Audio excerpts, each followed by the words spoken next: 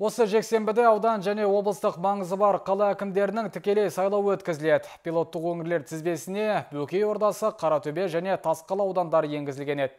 Бүгінде саяси додаға дайындық жұмыстары жоспарлы жүргізіліп жатыр. Облыстық аумақтық сайлау комиссиясының төрағасы Ғайса Қапақовтың айтуынша, сайлау алды шаралардың барлығы күнтізбелік жоспар аясында өткізіледі. Жергілікті сайлау учаскелерінің атқарушы органнан қабылдаған есебі бойынша барлығы 28884 адам сайлаушы ретінде тіркелген.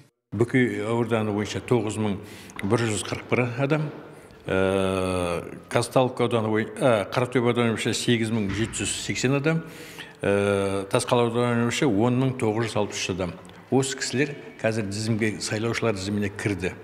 Енді жұмыс біздер сол тізімді сайлау комиссиялары атқарушы органнан қабылдап алғаннан кейін әрбір сайлаушының үйіне барып шақыру қағаздарын сол тізім бойынша үлестірдік.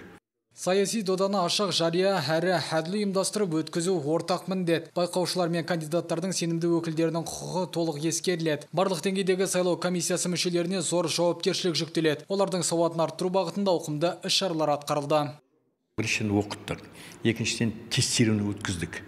Үшіншіден практический занятие сияқты қайтадан кездесулер өткізіп, тағы да мысалы ертең мысалы өзім Орда ауданы кетіп жатыр, жігіттер Қаратөбе ауданы кетіп жатыр, Тасқала ауданы кетіп жатыр. Соның бәрі дейтін біздер тағы да сол жұмыстарды пысықтап өтіп шығамыз. Әрбір сайлау комиссиясының мысалы дұрыс тап-таза етіп өткізу.